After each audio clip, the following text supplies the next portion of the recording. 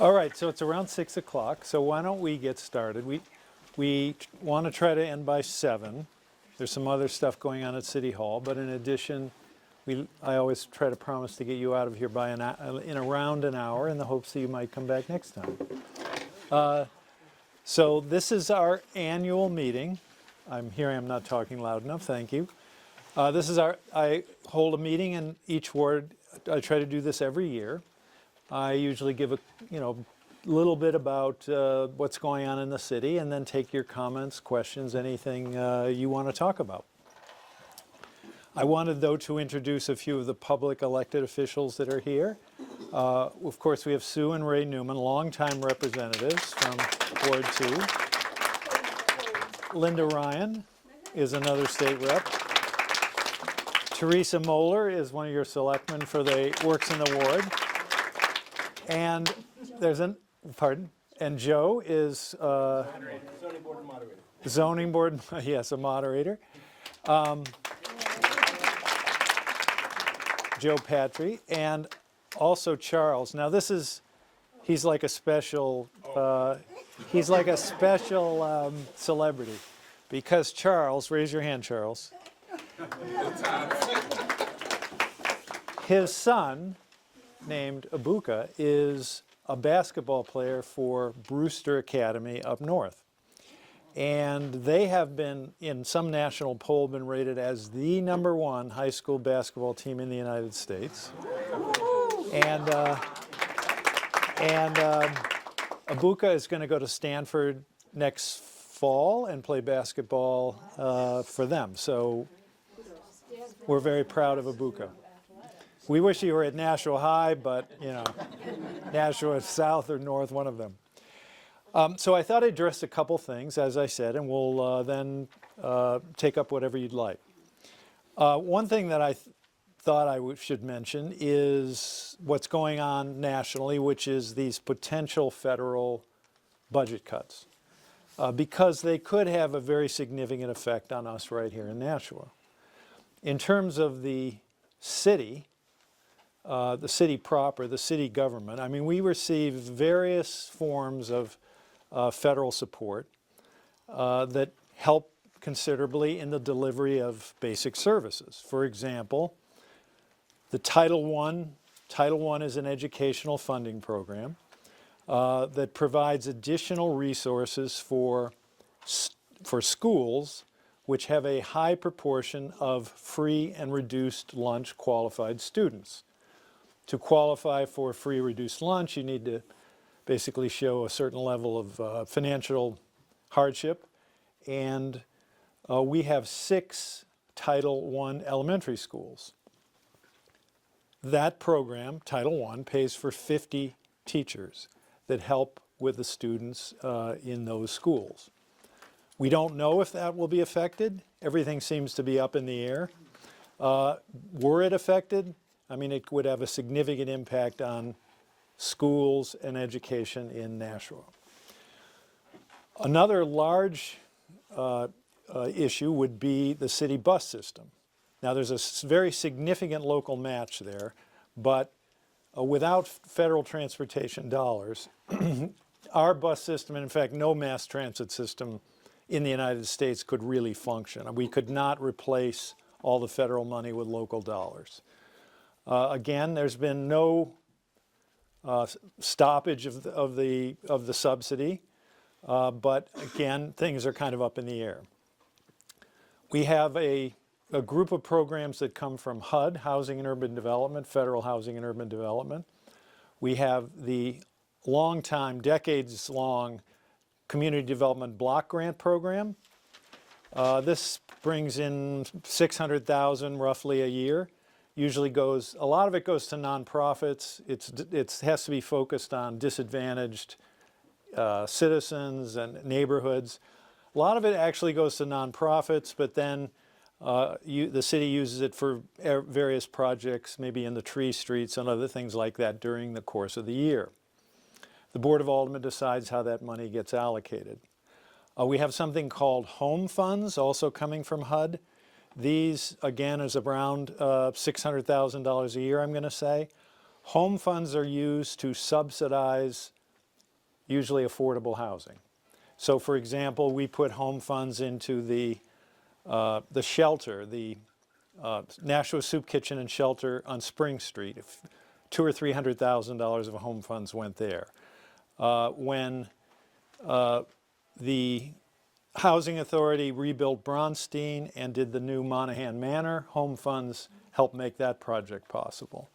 When NeighborWorks just opened this, the affordable housing across from CVS on Main Street, down the south end of Main Street there, we made that possible through an allocation of home funds. So that, we don't know what's going to happen there. We know that our HUD representative, is no longer there, and somebody else has been named, and we don't know what's going to happen.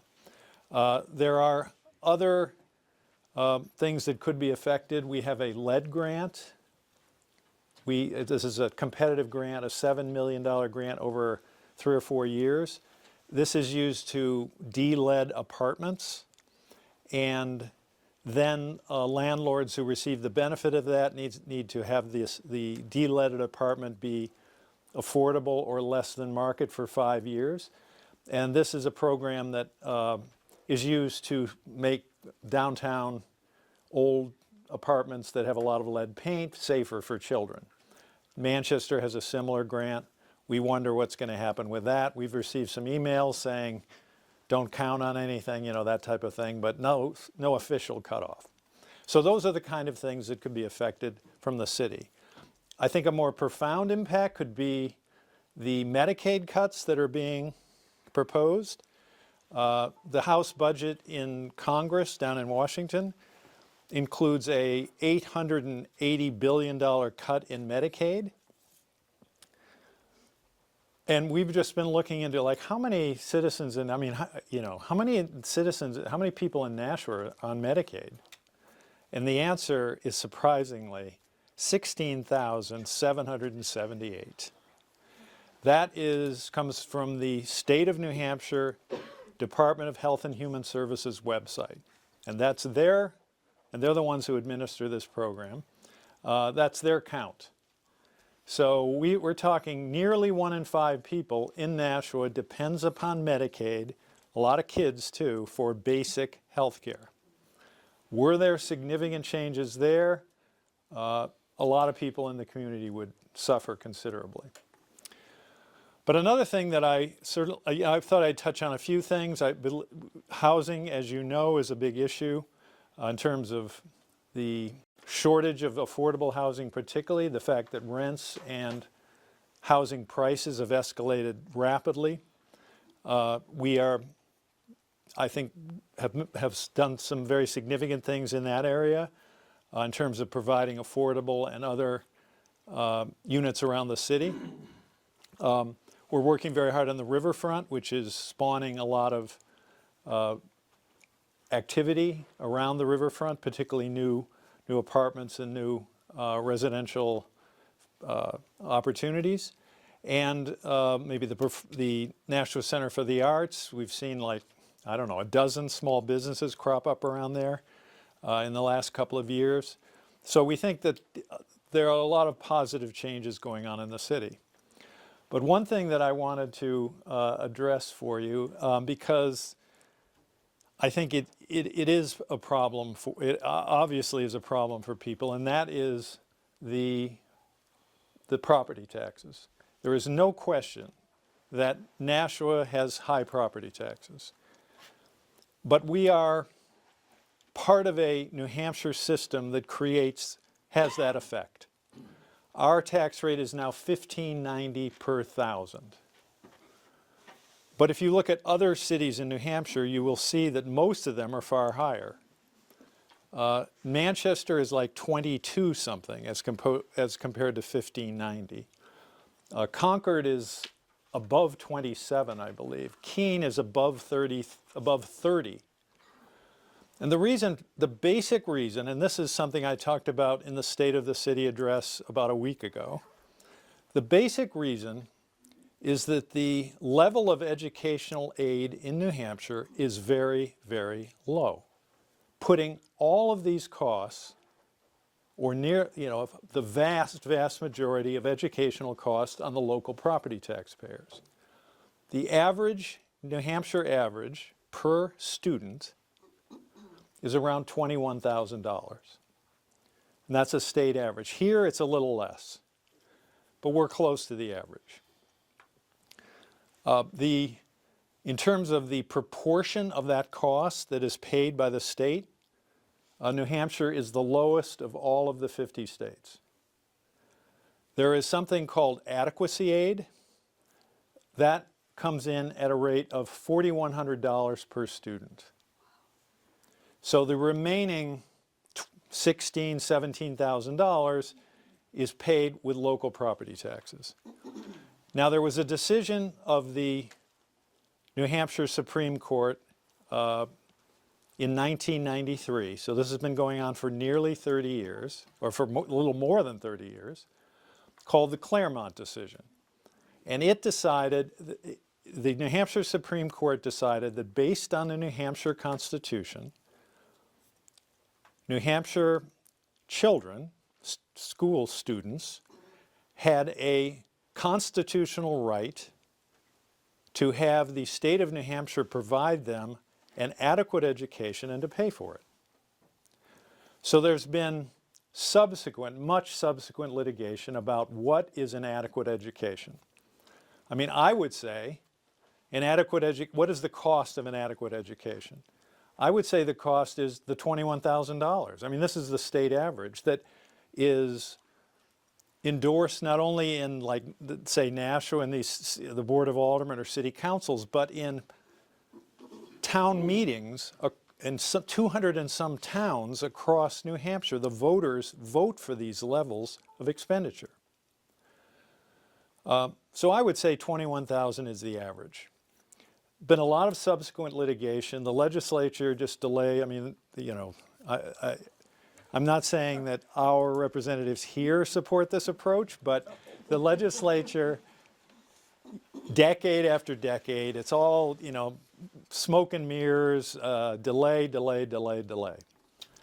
There was recently in the Superior Court another litigation called the Conval case. Nashua was kind of one of the plaintiffs, but it was principally Conval, which is over by between here and Keene. The judge held that this level of $4,100 is unconstitutional. That's been appealed, as you would expect.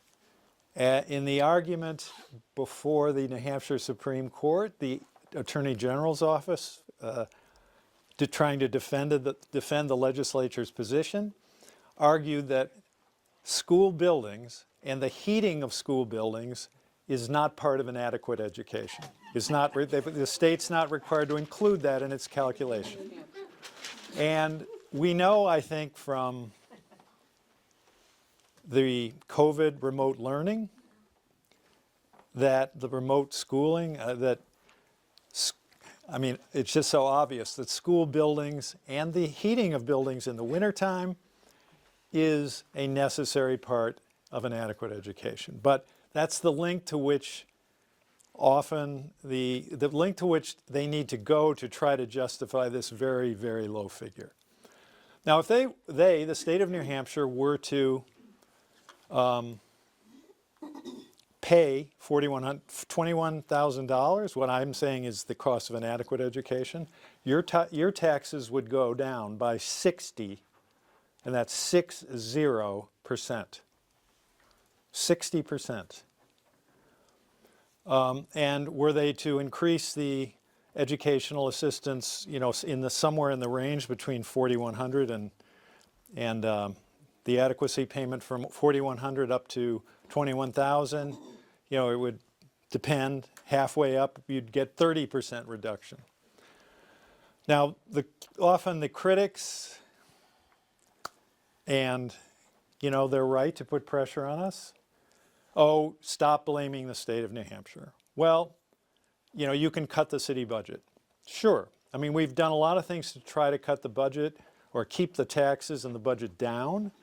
New Hampshire has Nashua many times, including this very year, has been recognized in a national survey as one of the best run cities in the United States based upon the efficiency and effectiveness versus the cost of the local government.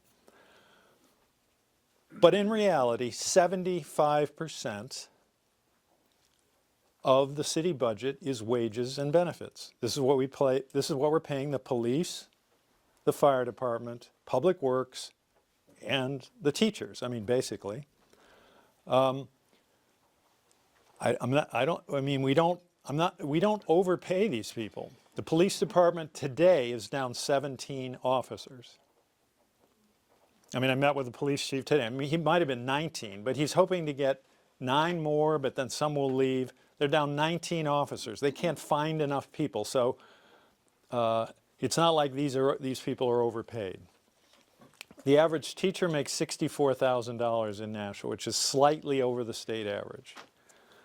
So if you want to make a significant change in property taxes, you have to reduce the workforce. That means close a fire station. That means forget those 17 officers, don't even budget them, reduce the police force, or lay off a lot of teachers. I mean, that's the only way to achieve very significant savings. So, there are certainly any government, any organization, there could be more efficiency, I suppose. But we have, 15 people or something in the Parks Department. We're way understaffed. I mean, so I'm just saying, and Fred's saying that we spend money wildly. Well, come in and propose people say, let's reduce the budget by 4%. Okay, that's easy to say. Say something specific. 4% would be $12 million. Okay, the fire department costs about 25. So we could shut down half the fire department and we could cut the budget by 4%. The library costs $4 million, so if we were to cut that, just close that down, 1%. So cut the budget by 4%. Tell us something specific, which no one really ever does, because if they actually told you what a 4% or even a 1% cut would do, what we would have to do to accomplish that, most people wouldn't like it. And that's why you never hear anything specific. Now, I have given but in recognition of the fact that these revaluations have raised property taxes higher than we wish they were, I've asked the departments to deliver a 3% budget increase when inflation may be a little more than that. A lot of our wage contracts are actually higher than that. I think the police are 3.5, firefighters about the same. So this could require some reductions in services. But the police department thinks they can make it. The schools think they can, although it may result in some reductions. We've yet to talk in detail about some of the other departments. But that isn't to say, again, I get the property taxes are high and we need to focus on that and try to keep them down because a lot of people work hard day after day, paycheck to paycheck to try to pay this. And, $8,000 is not so easy to pay, which is about the average.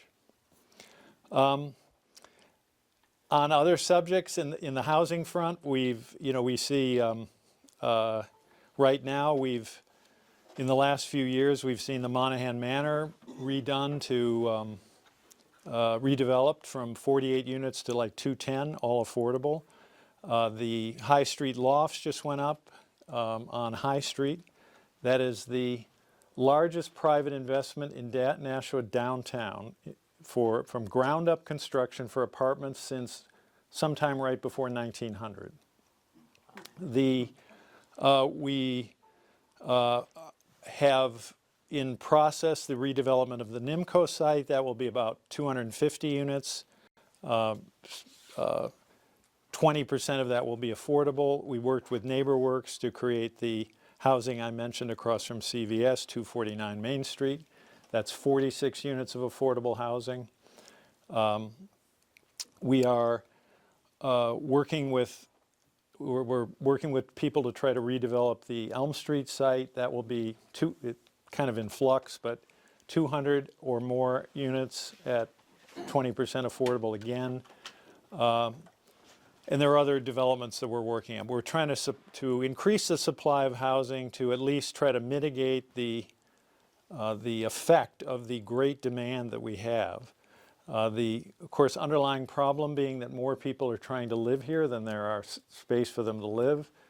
I think the silver lining of that is that Nashua is a desirable place to live, and all of us working together make that possible. And it's worse than the reverse, people moving out in the population. I mean, the reverse would be worse, people moving out, population going down. We have a growing population, and I think a thriving community. So with that, why don't I open it up to your questions or comments? And yes. Could I ask a question? Yes, of course. I'm curious, thank you, first of all, on the abatements owed to Pheasant Lane Mall. Yeah. For the taxes, I believe, for 2019 and Yeah. 2020. Yes. Roughly 35 million. How is that going to be affordable? So this is like an underlying problem that, well, if it's not 35 million in cash, that is the assessed value. Okay, so this is the underlying problem. I mean, the Pheasant Lane Mall is not just one property. It's actually a whole bunch of different, it's 5 or 6 different properties. But when you put it all together, the assessment for the Pheasant Lane Mall in 2016 was $210 million. All right, now after a lot of litigation and multiple cases against them, because they always ask for lower taxes, they take us to court, there's litigation, their assessment now is about $210 million. So over these 8 years, it is now lower than it was 8 years ago. Because they claim, and they can prove it in court, I guess, that the value of commercial properties of malls has not gone up, been hurt by COVID and a lot of other things, by Amazon and everything else. So their values haven't gone up. Now the problem is that homes have gone up and probably have nearly doubled in those 8 years. According to state law, property taxes get allocated based upon your proportion of the total city value. So back in 2016, the city's value was about $8 billion. In 2024, that number is more like 17 billion. So on average, properties have gone up nearly 2 times. But the Pheasant Lane hasn't gone up at all. Now, when I say that each property pays its proportionate share, what I mean is that if a single property owner owned 1% of the total value of the city, so were the city worth, $1 million or $10 million or say $100 million, you own $1 million, you own 1%, you pay 1% of the tax burden. So what has happened is that as a result of these stagnating commercial values and the rapidly escalating residential values, back in 2016, residential properties represented about 66% of the total value of the city. Therefore, they paid 65 or 60% of the entire tax burden. Now, residences, as a result of these trends that I've been mentioning, the residential properties pay more than 65 or 66. Now it's more like 70%. So now the residences are paying nearly 70% instead of a lesser percentage of the entire tax burden. that's how we afford it. I mean, this is a system we're given by state law. A revaluation does not bring in more taxes. All it does is reallocate the burden. Some people go up, Pheasant Lane Mall goes down, you go up, based upon these fair market values. So that, in terms of how do we afford that, we hold a so-called overlay account. This is a reserve account used to pay for property tax abatement cases that could be lost. And in that account right now we have about $11 million. And the amount that this case that you just mentioned, which came up recently, within the last few weeks, right? A couple of weeks, that's going to require a refund because they've paid what we've asked, but if they win the case, you refund the money. That's going to require a refund to the Pheasant Lane Mall owners about $2 million. So it will come from the 11, and now we'll have 9. But each year, usually we, at the end of the year, the Board of Aldermen votes to allocate either depending on how much is in the overlay, nothing or more, or put some money in there, usually something every year to make sure we have enough to cover any abatement cases that we might lose. But we have many. I mean, there are a lot of abatement cases, a lot of commercial owners. I mean, it's like a business. They file abatements and they try to get a compromise, or they try to win. And often these are sort of unique properties that, I mean, a house, it's hard to win an abatement case unless it's it's obviously wrong, because there are 100 other houses and they've all sold, and so the value is pretty clear. With a more unique property like a mall like that, or like a casino, we got that coming. It's harder to prove what the value might or might not be, because there's no comps, there's no equivalent nearby. I mean, for a casino, where do we go to create a comp for that? To litigate value. There's nothing like this thing that's opening in the South End nearby, except maybe in Boston, but it's not really the same. So anyway, so there could be a lot of variability in the way these commercial abatement cases come out. Thank you. Yes. Can we ask the next question? We have a microphone. Oh, perfect. Just so Thank you. people at home can hear better. Okay, excellent. Thank you. Thank you. I appreciate you coming out and seeing us out here in Ward 2. I would have loved to see our Ward 2 Alderman, Richard Dodd, out here as well. Well, let me mention that, though. He wanted to come, but he's got, he participated, I meant to mention that to begin with. He participated in a meeting of the Board of Aldermen last night by Zoom, because you can tell from it, he's got pneumonia or something, I don't know, something fairly heavy. So he wanted to be here, but he, obviously It's going to make it difficult for him to chair that meeting tonight as well, huh? I don't think he's going to go there tonight, but Okay. we'll see. So I appreciate your candor when it comes to the budgetary issues that you talked about. I actually am one of the people that actually have come to the Board of Aldermen meeting quite a few times to talk about how we can lower the budget. You talk about how, $12 million is like 4% of the budget. I mean, we raised the budget by $46 million. No, we did not. We did a spending cap by $46 million. That is not accurate. Did we not do a spending cap increase this year? All right, so if you want to hear the whole spending cap, But there is we did not raise the budget. The budget went up from, it went up from around 300 to about 312. It did not go up $45 million. It was a spending cap increase, and the spending cap increase was $46 million. All right, so I will explain what happened, all right? So this will take a minute. Those who criticize the city like to make it sound simpler than it really is, because the idea is to make the city government look bad. I'm not saying it looked bad. I'm just the line items were totaled up to $46 million. But you're saying that we raised the budget by 45 million, which I think you know is not the case. So the old spending cap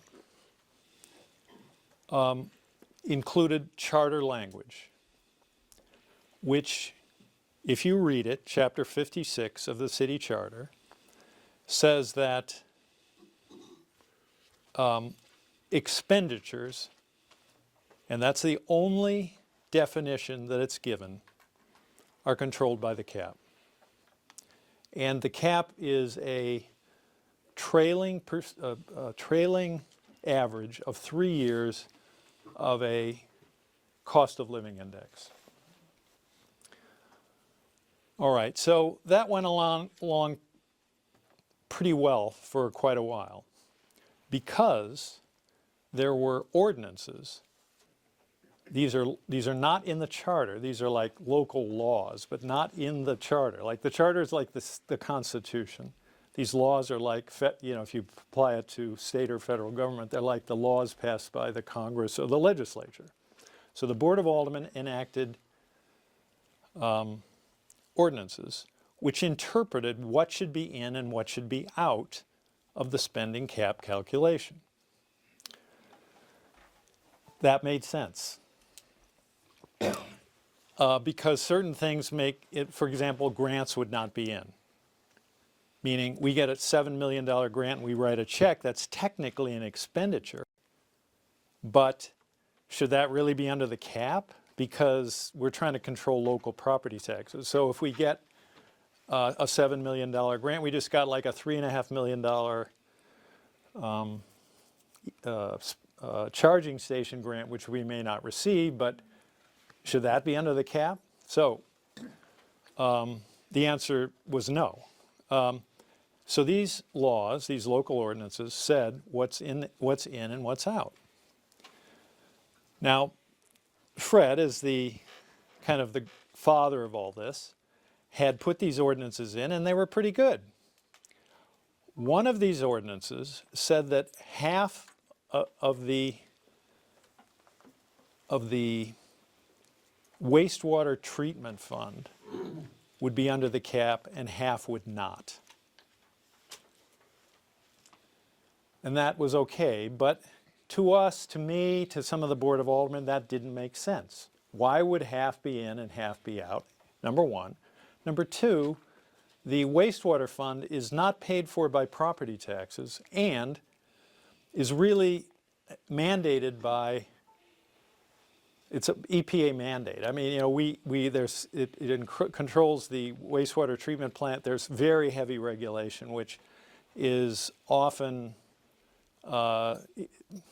increased.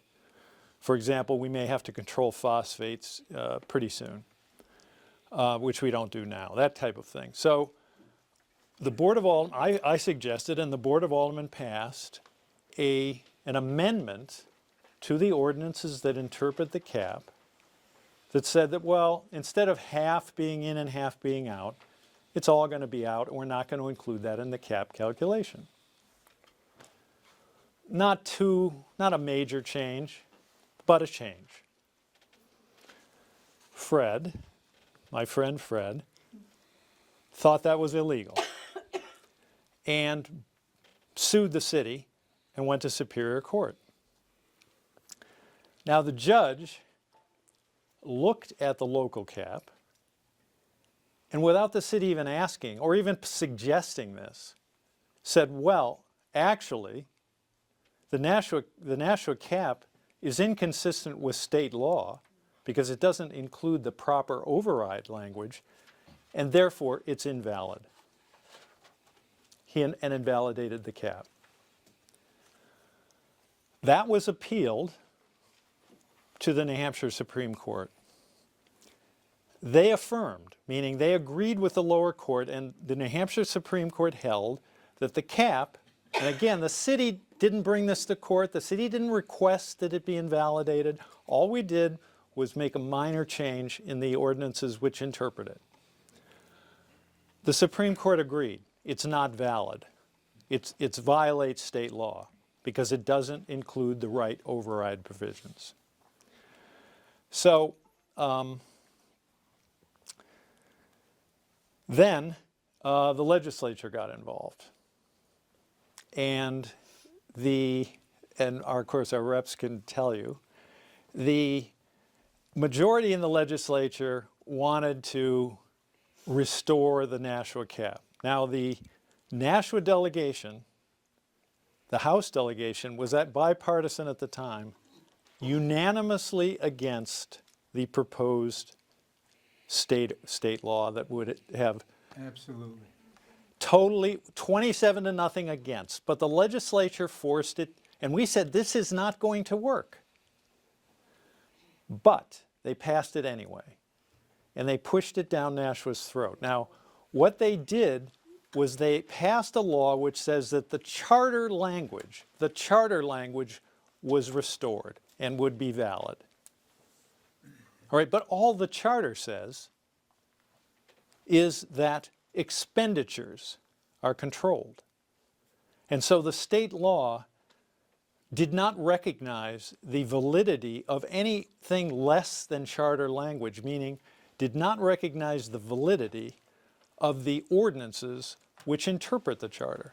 So all we're left with is the charter language. Expenditures. All right, so you look up the word expenditure, it is a broad term. It includes every check we ever write, regardless of where the money came from. Federal funds, state funds, we get a grant, we accept it and then we spend it, that's an expenditure. So it made the cap unworkable.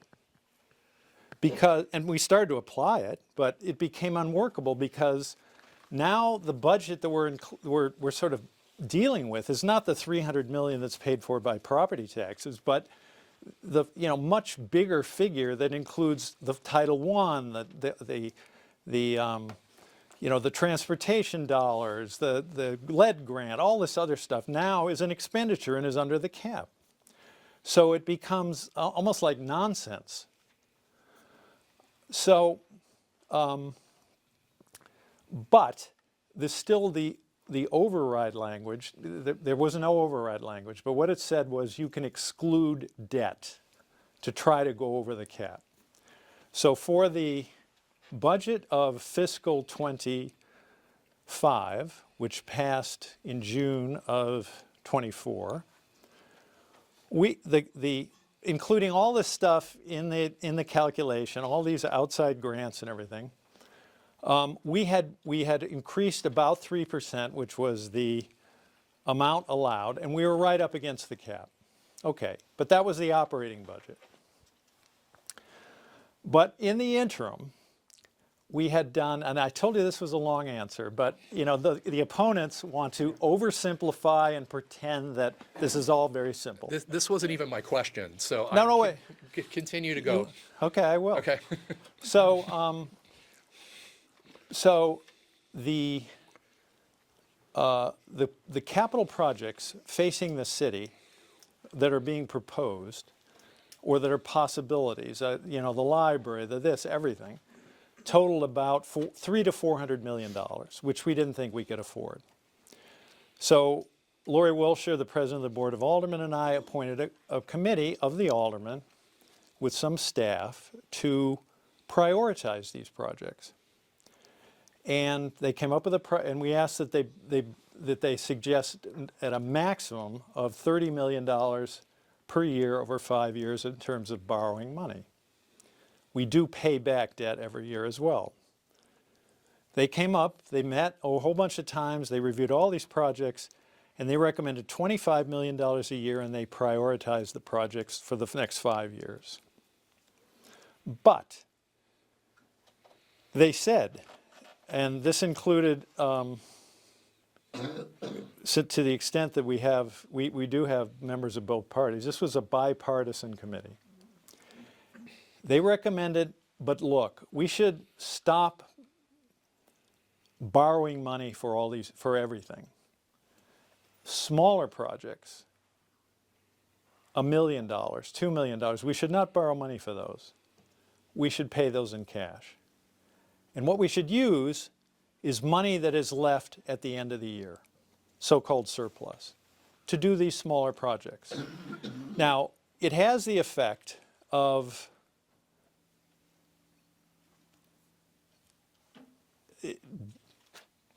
in the immediate effect. I mean, if you want to put off stuff and not pay for it today and not affect anything on the tax rate, you borrow all the money and you pay it later. But this is a more conservative way of going, a more responsible way, really. $2 million, if we have the cash, just pay it. Then we don't have to pay for it for the next 20 years. All right, so at the end of the year, we came up with, that was their recommendation. At the end of the year, we came up with $13 million of surplus,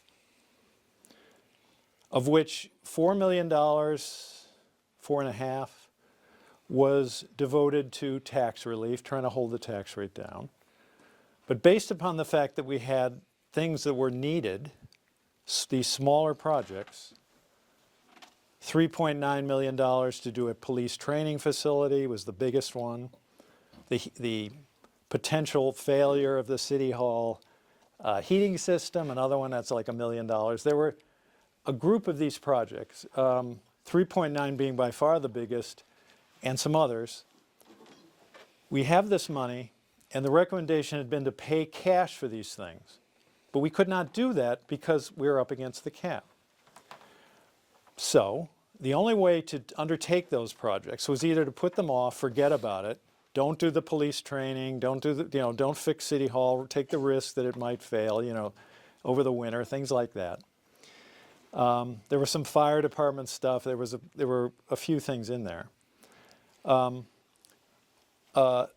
If we're going to do this, we can't do it because of the cap.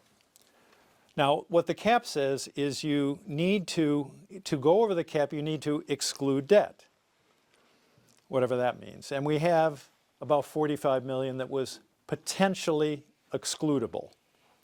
That doesn't, just because we exclude it, pass an exclusion doesn't mean we're going to spend that much money. But under the cap, we can only make a vote once a year. So in order to do these capital projects, we have to exclude debt. But we also know that we might get federal grants that we're not anticipating. And we need cap room if we're going to accept them. So based on the idea that we wanted to spend, whatever the number was, around 9 million or something like that in these smaller projects, including the 3.9, we decided to exclude, we proposed, and yes, we did propose to exceed this cap and exclude debt. But while we're doing it once, we don't know what we're going to get in grants, so we exclude the whole thing. We exclude 45 million, but in order to spend 10, and to accept grants that we don't know we're going to get yet. And that's what happened. We excluded $45 million, spent about 10 of the surplus, 9 or 10, and that's what happened. Now, subsequently, we have been awarded grants, which had we not been excluded the entire 45, we would not have been able to accept. If we had just done the 10, and then we get, which we did get a $3.5 million grant for EV charging stations, which in the end we may not get because of all this federal freezing. But we were awarded this grant. If we were to accept it, and if we hadn't gone for the entire exclusion, we wouldn't be able to accept it because that expenditure would put us over the cap. So that's what we did. That's what we did. We didn't spend 45 million, and if you're watching at all, you know that. So Ben Clemens and I have proposed, let's get rid of this whole, let's just have a tax, let's have a tax cap. Let's have something that makes sense. That's not this mess, an invalidation, the legislature, the this, the that. Let's do something consistent with state law. Most communities that do this have a tax cap. Let's just start all over again. And we have proposed putting that on the ballot. But that needs to go through the aldermen, and some people are opposed to doing that. They want to keep the system we have, which I'm saying is a total mess. Okay, keep the system we have, but I think a better way to go is to put that on the ballot and let the people decide, do they want a tax cap, do they want to start all over again, or do they want to keep what we've got now? So my question was, before you got triggered by my spending cap comment, was DPW and the plowing. So a lot of my neighbors are concerned because this last storm that we had, there seemed to be a lack of plowing in our neighborhoods from DPW. Like especially out here in Ward 2, we saw, some of our streets here in Ward 2, they didn't get plowed until 4 p.m. on Sunday. And so, and I know that this, When was I- the actual snow? I can't the really. snow started at 6 p.m. on Saturday. Okay. And a lot of our streets didn't get plowed until after sundown on Sunday. And I know that, that it was a difficult storm, but you're not making it any easier on yourself when you're not plowing the streets until the next day. And, it's, it's, at the end of the day, as mayor, you oversee the Board of Public Works, right? Correct. And so, and we have, as you said, over a $300 million budget. And you're talking about, tax cap versus spending cap. If we can't do basic public services like plowing our streets, how can we get public buy-in for these types of projects like a spending cap or a tax cap if we can't get DPW to just do the basic thing like plow our roads? And, All right. and this isn't the first time that we've had an issue here in Ward 2 with issues with DPW. We had issues where, we've had a bus that had an accident because we didn't salt the roads, and they had an accident in which a school bus had an accident and it caused an injury with a student on a school bus here in Ward 2 on Tinker Road. And so, and I know that you guys are having issues with hiring drivers. You guys are losing drivers. So what can we do at the city of Nashua to be better employees hire employees, be a more attractive city to hire those drivers and retain those drivers? And I don't know, maybe you guys have a culture problem where you're not able to keep those drivers because they're leaving to go to other places. Maybe we don't pay them enough. Yeah, maybe you So don't pay them on the enough. one, this is what I'm talking about a budget. The same people who argue you spend too much say, well, you need to increase services. Now, but I'm sorry. Wait, I don't know what I don't. Do you want me to answer this or not? You want to just talk? Just one quick comment. And I want to preface this by saying, I think DPW is probably one of the hardest working employees that you have in the city. I So- think they do a great job, but we need to find out what we can do to get them out in our neighborhoods more often. Well, I would like you to speak with Lisa Foto, Director of Public I will Works. be at your meeting tomorrow. Okay, and I mean, I know you live up near Deer Haven, and if we did a poor job up there, I'm sorry about that. I mean, I think overall, that wasn't the common experience, but if it was true up in Deer Haven, that we should do better. Now, as you said, this was a really bad storm, and as the time I've been mayor, I'd say this is like the worst.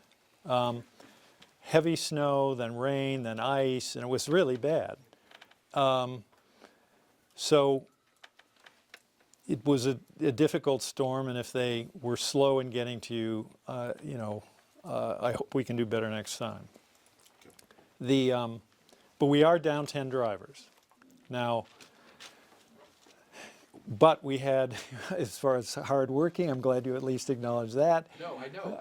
I'm not diminishing that at all. Andy Patrician, the second in command of the whole department, and then this guy Matt LeBlanc, who's kind of third, they're out plowing on that whole storm. Yep. Now, the one problem with getting the drivers is to be a driver, you need a CDL license, meaning that's a commercial driver's license. There are very few people, and there are very few people out there that have these. We have, we're working, when we have a collective bargaining agreement, we're working with the union to enable us to hire drivers, potential drivers, without CDL licenses, and then pay for them to get their license, so that we can bring people in, train them, get them licensed, and then put them on the road. We think that's going to work out. We pay the drivers, $25 an hour, $30 an hour. When they plow, they get time and a half, even double time, depending on how long they've worked. I mean, the answer, if we doubled the pay, we'd have no trouble getting more drivers. We pay an equivalent and maybe a little more than surrounding communities. I'm not sure that these other communities are doing a better job in plowing than Nashua. But my observation of this storm was that it was very difficult. I've not heard the complaint that it took as long as it did in your neighborhood, which thank you for making that, because we'll try to get better. I'm not sure that was a common experience, hopefully not. But you're right, we're down drivers. We're trying to come up with ways to bring more drivers in, train drivers, this type of thing. As I said, get the right under the collective bargaining agreement to hire potential drivers who are not licensed. And that's what we've come up with to address the issue. But I think you should come and talk with Lisa. I think she's a very strong leader. And hopefully we can improve your neighborhood. Thank you. This gentleman wanted to comment. This is Charles. Sorry, please. I'm sorry. I'll try to be really brief. Can I follow up on it? Did other people have that long of a delay? No, no, absolutely not. Precipitation went till 2 o'clock in In the the afternoon. condo complex where I lived, I didn't get plowed until the next day. It was so bad, it was so congested in 6 there. p.m. from 2 So- o'clock. But a condo is not the city, it's not. Right, Yeah. right. So I'm just saying, the snow was really bad and it over our systems as well. Is it on?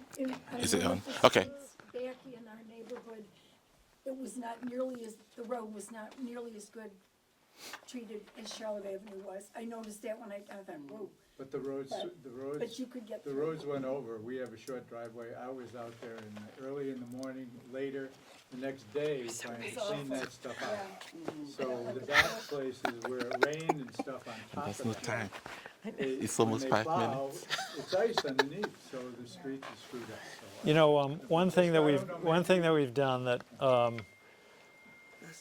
hopefully improves the effectiveness on the main streets and actually reduces cost is we've gone to, in the old days, they would go out and they would drop salt and sand after the snow started. Now they do this pre-treating, so we have this brine system where the trucks have a tank of salt water, and they go out and they, within 24 hours before the snow begins, they spread the brine on the main streets like a Manchester street, probably Charlotte, which retards the accumulation of snow and ice on the street as it falls, so that the streets get cleaner more quickly, and it actually costs less in terms of salt use than laying the salt down later. Okay. Yes, Charles. Oh, thank you. I know we have like 5 minutes or less. So I'm under a lot of pressure. I have question, but in reality, it's like I need help. You need what? Help. Okay.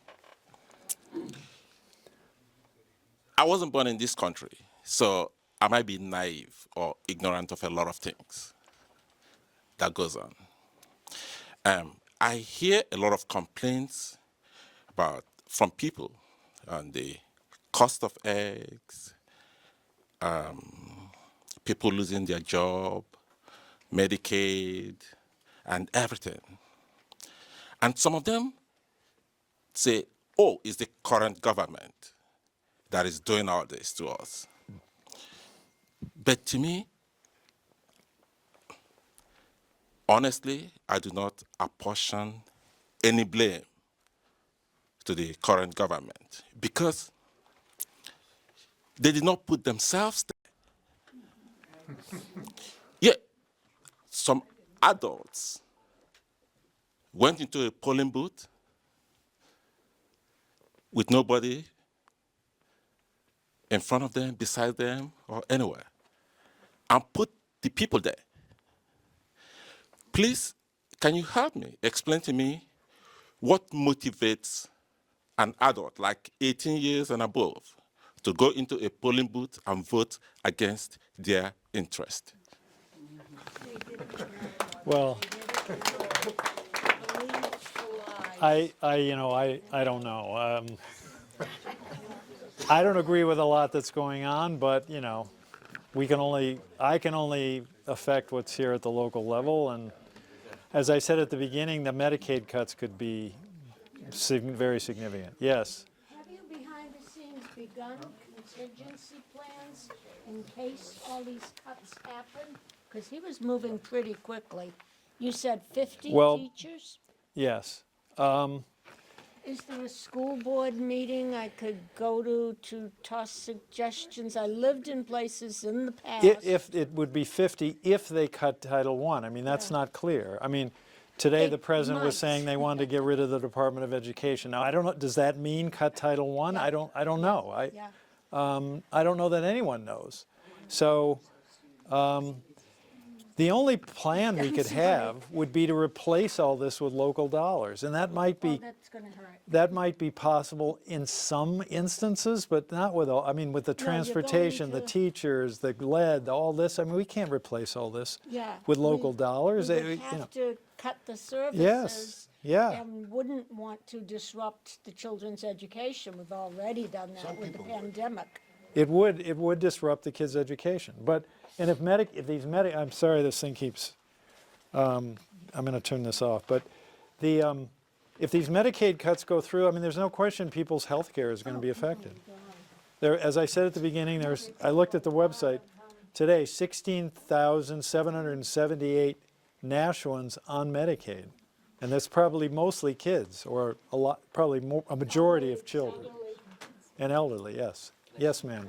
I have a pretty cut and dry question. You mentioned that we are 15-something per thousand, Concord's 30-something per thousand. Is that a par, though? We're at fair market value. Are they assessed at fair market value with this $30 per thousand? Now, they might be a little less, but they can't be a lot less. Okay. There's a lot of pressure from the state to, there's something called an equalization ratio. You could look that up for Concord. And that shows what the equalization ratio says is if you're at 100%, your equalization is, meaning if the average property is equal to fair market value, that thereby 100%. Your equalization ratio is 100. If the average property, and this is across all categories, is at 90% of fair market value, then you've got an equalization ratio of 90%. So let's say Concord were 90%, that would equalize their tax rate to, instead of 33 to 30 or something like that. But for Concord to be equal to us, they would need an equalization ratio of 50%. Because the taxes are twice as high, and there's no way they're at 50%. I don't know what their equalization ratio is, but there's no way. That used to happen, but not now. The DRA, the Department of Revenue Administration, will not allow anything like that. So they're probably, at least 80, probably at least 80. Yes. This is the press. This is Dan. This is, well, tell them who you are. I'm Dan Swain. I'm a contributor to the National Ink Link. Does everybody know what the Ink Link is? Online news site, no paywall. You can just read the news. It's free. Be a reader.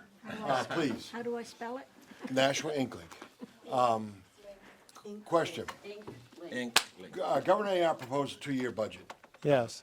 How were those, have you looked at those proposals and what's that gonna do to the city budget? Well, she has increased first of all, she was left a lot of problems, all right? So, again, this isn't with the consent of our reps here, but they cut the business taxes, giving Walmart a big tax cut. They eliminated business interest and dividends tax paid by wealthy individuals. That's a loss of $400 million a year in revenue, with limited revenue to begin with. So that cuts $400 million. It doesn't benefit the average citizen whatsoever. So she was left with a bit of a mess. In other words, not enough money. And she proposed that the adequacy payments be increased, but by 2%. Okay, well, the inflation is 3%.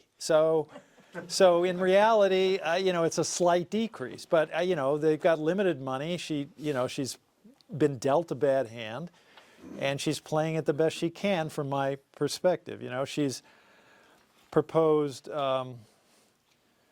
The whole pension thing is another long subject, which we don't have we don't have time for. But, in order to solve a budget crisis some years ago, what they did is they pushed a lot of pension costs onto cities and towns. This is costing us tens of millions of dollars a year.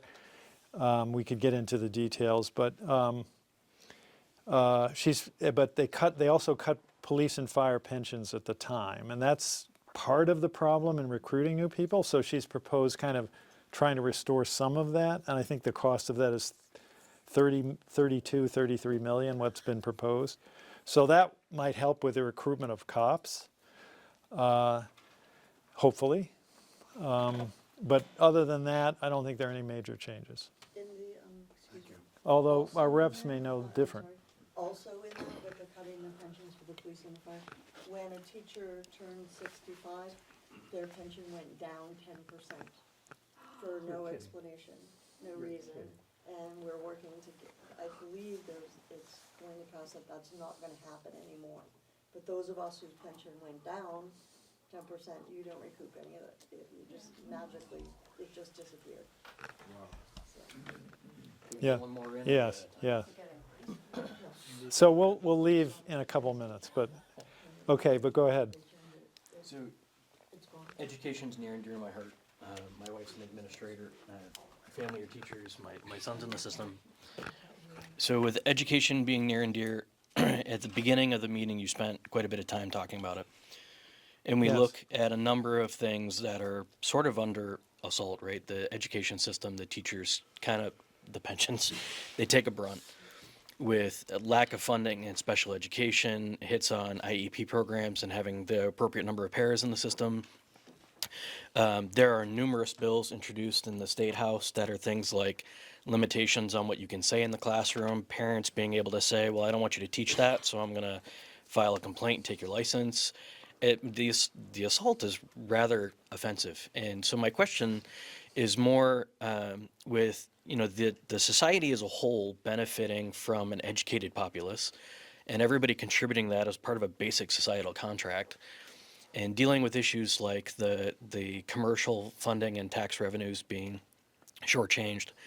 How are you and our state reps working together, coming together to try to push back on the state to increase that $4,100 per student? Like, what are your strategic alignment efforts in terms of legislation, bills, lawsuits? Like, what are you ready to do when all these things come down and our funding gets struck to fight back for our students and the people working with them? All right, so in terms of our legislators have been working hard to try to increase adequacy payments, but maybe I'll let them speak to that for a moment. What can happen is you can fight back.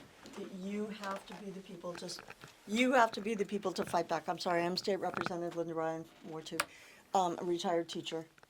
You need to be the ones to fight back. We just had a bill recently to cut out music and art and history and only have math and reading and writing and science. I don't know, you're supposed to read if you're not reading history. Civics and tech ed. And Exactly, and financial basic risk, survival. any of those, but 30,000 of you emailed your legislators, 30,000. That's the first time that's ever happened. That state representative who presented that bill was mortified. We had a public hearing, over 300 people spoke against it, 12 people spoke for it. We're a minority right now. There are 40 more people proposing these kind of laws and restrictions than us, that we're Democrats and your ward is all Democratic. You need to be the ones to send off those emails because they count those and they weigh them. We're trying the very, very best we can, but it's your voice that has to be heard. So we would like to see the adequacy payments increased. I'll just add that one of the committee members, and I talked to her, I said, what was the genesis for this bill to come in? Because she knew people were bouncing off the walls. She was too. She said this is the stupidest thing she ever saw.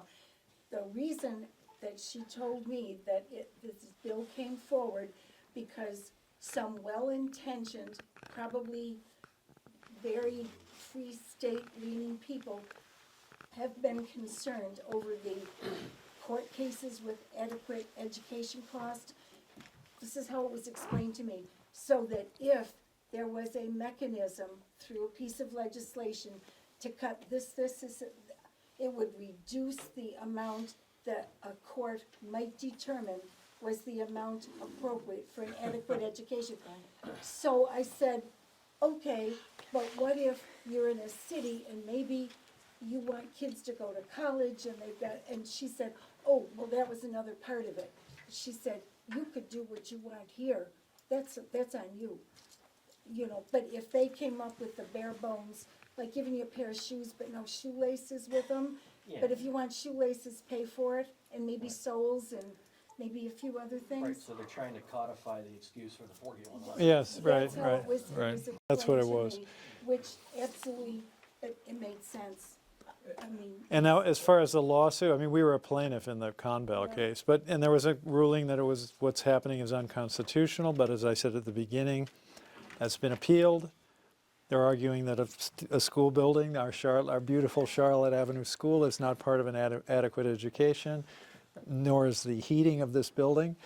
Again, to kind of diminish what an adequate education really costs. You know, if buildings aren't included, that makes it cheaper. If civics and whatever else is not included, that makes.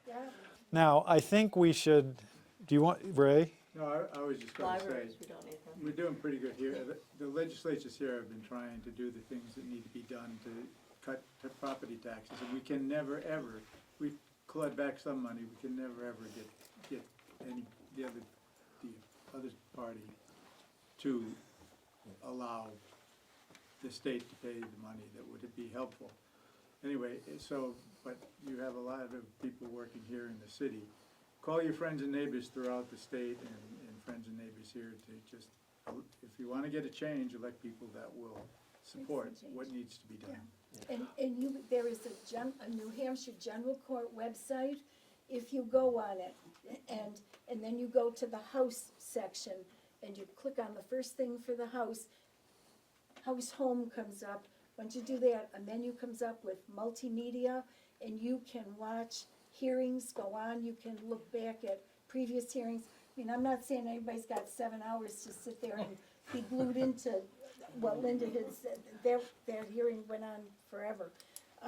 But you can certainly pay attention to all of the committees and listen to some of the testimony and realize how we are where we are.